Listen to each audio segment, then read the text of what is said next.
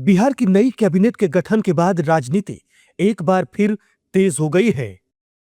उपेंद्र कुशवाहा के बेटे दीपक प्रकाश को बिना विधायक या विधान परिषद सदस्य बने सीधे मंत्री बनाए जाने पर विपक्ष ने एनडीए को घेरना शुरू कर दिया है। कांग्रेस और आरजेडी ने इसे एनडीए के परिवारवाद पर दोहरा रवैया बताते हुए तीखा प्रहार किया है। विपक्ष के इन हमलों के बाद बिहार की राजनीति में नई बहस छिड़ गई है।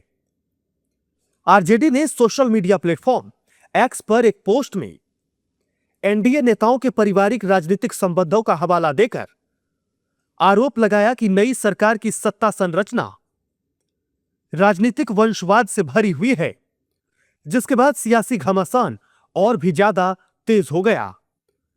एनडीए नेताओं ने आरजेडी और तेजस्वी यादव पर जमकर हमला बोला है।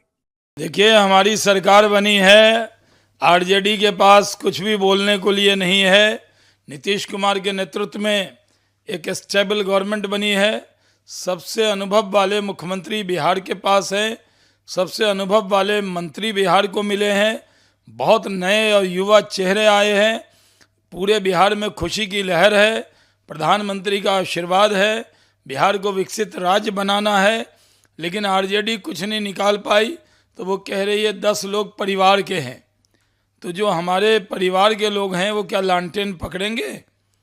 जो परिवार के लोग राजनीति में नहीं हैं, अगर दिग्विजय सिंह आज दुनिया में नहीं है, उनकी बेटी तो भारतीय जनता पार्टी में काम करेगी, दूसरी बार की विधायक है, तो वो मंत्री बनी है, ऐसे कई अन्य लोग भी बने हैं। तो उसके बारे में परिवारवाद कहना ये अन्याय है। तेजस्वी यादव जी खुद तो कीचड़ में सने हुए हैं, कीचड़ से मुंह भी नहीं निकल रहा है, और उनके यहाँ परिवारवाद तो पूरा ऊपर से नीचे तक है। अपने सोने के चम्मच लेके पैदा हुआ डायरेक्ट डिप्टी सीएम का जो पद धारण करने वाला हो व्यक्ति दूसरे के ऊपर आरोप लगा रहा है, तो ये तब तो बेबुनियाद, एक तरह से कहिए कि बहुत ही अजीब सा आरोप है। पहले अपने आप को तो ठीक करें, अपने के यहाँ सुधार करें। अब तो उनका पारिवारिक मामला सड़क पर आ गया है, और किस किस तरह की बात हो रही है, किडनी देने वाला, गंदा किडनी, खराब किडनी।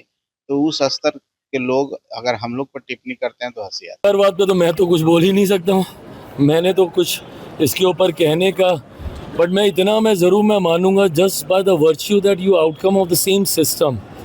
ऐसे में आप उस व्यवस्था को सुधार नहीं सकते, या उस व्यवस्था में आप एक नई लकीर नहीं खींच सकते। मैं इसको नहीं मानता।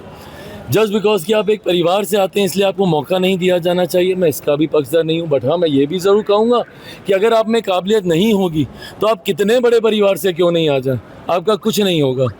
मैं अपना ही उदाहरण बताता हूँ ना भाई, 2021 तक परिवारवाद आप मान लीजिए, बट 21 में क्या था मेरे पास? मेरी पार्टी तक, मेरे सिंबल, पार्टी सब मुझसे छीन लिया गया था। मुझे मेरे परिवार से, घर से बाहर निकाल दिया गया था। अगर आज काबिलियत नहीं होती तो 7 जन्म में चिराग पासवान या पार्टी नहीं खड़ी हो सकती थी। सवाल उठाने वाले की पात्रता क्या है?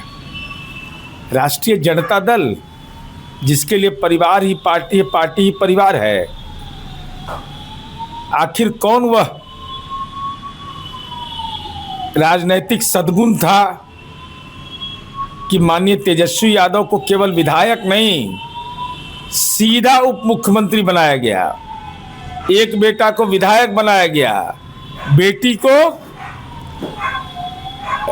लोकसभा, दूसरी बेटी को लोकसभा लड़वाया गया।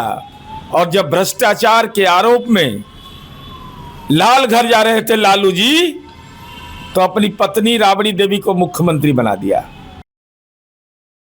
जाहिर है कि विपक्ष को बिहार की नई सरकार में परिवारवाद का एक बड़ा मुद्दा मिल गया है। हालांकि एनडीए लगातार विपक्ष के इन बयानों पर पलटवार करते हुए बोल रहा है कि जो योग्य होगा उसे मौका दिया जाएगा, जबकि आरजेडी इसे दोहरा मानदंड बता रही है।